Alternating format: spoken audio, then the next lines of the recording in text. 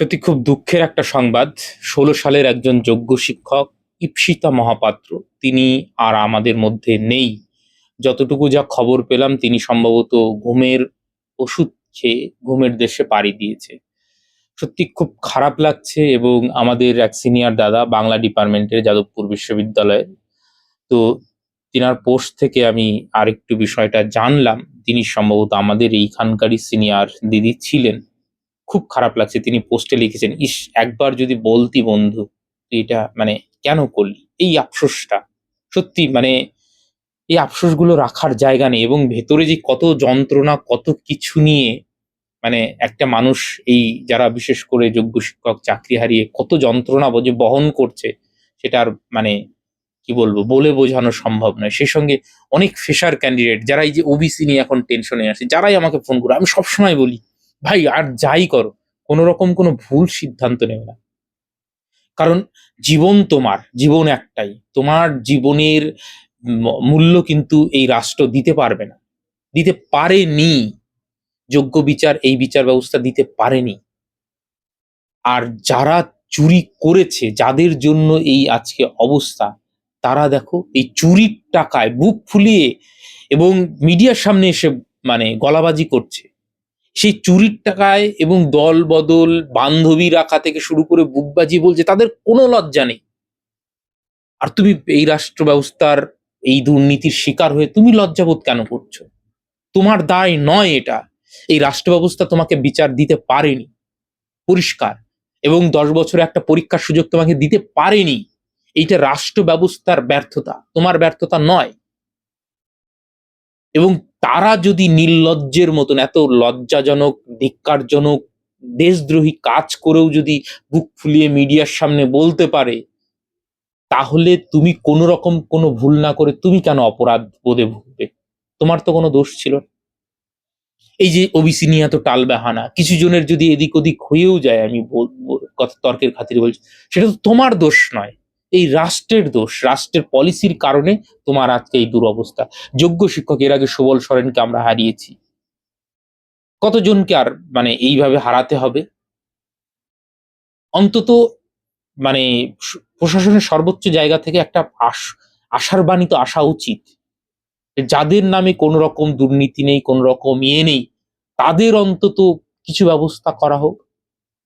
আর যারা দুর্নীতি করলো, চাকরি চুরি করলো, যেসব নেতা মন্ত্রীদের সঙ্গে সরাসরিভাবে জড়িত, তাদের কি শাস্তি হয়েছে? দেখান আমাকে।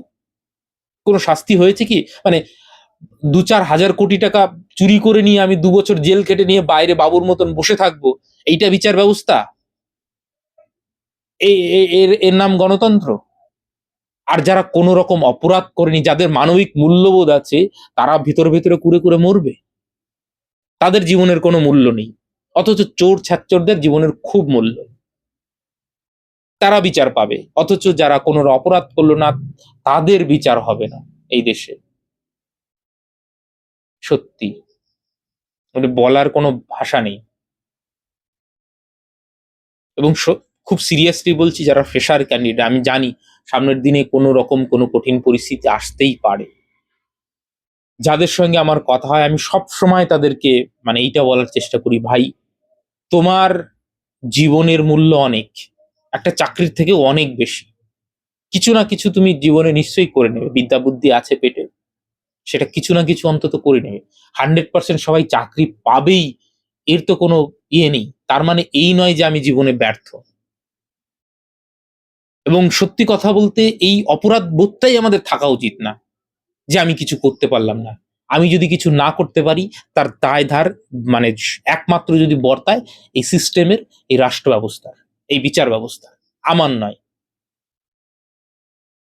আমার দেশের যে রাষ্ট্র কাঠামো, সেইটা তার মানব সম্পদকে সঠিকভাবে ব্যবহার করতে পারে না। এবং যারা যোগ্য শিক্ষক এই ১৬ সালে বঞ্চিত হয়েছে, তাদের দোষটা অ্যাকচুয়ালি কোথায় ছিল? তারা কি মানে কি করতো? চুরি আটকানোর জন্য কি করতে পারতো? তাদের হাতে ইডি সিবিআই ছিল? আর যাদের হাতে ছিল, তারা কি করেছে চুরি আটকানোর জন্য? প্রশাসন যাদের হাতে ছিল, তারা কি চুরিটা আটকাতে পেরেছে? তাহলে তারা দায়ভার নেবে না? তাহলে এত এজেন্সি রেখে আমার লাভ কি? এত এজেন্সি রেখে আমার লাভ কি? সেই চুরি আটকাতেই না পারি। আর চুরি যখন হয়েই গেছে তাহলে চুরির মাল উদ্ধার করো। কে চুরি করেছিল, কে চুরি করেনি সেটা ক্লিয়ার করো। ও, সেইটা তোমার ব্যর্থতা তুমি মানে অন্যের ঘাড়ে চাপিয়ে দেবে, এটা আর মেনে নিতে হবে? এটা কোনো কথা?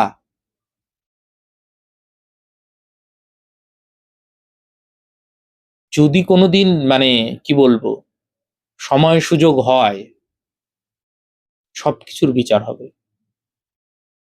ইতিহাসের ছাত্র আমি, দেখেছি ইতিহাসের পুনরাবৃত্তি হয়।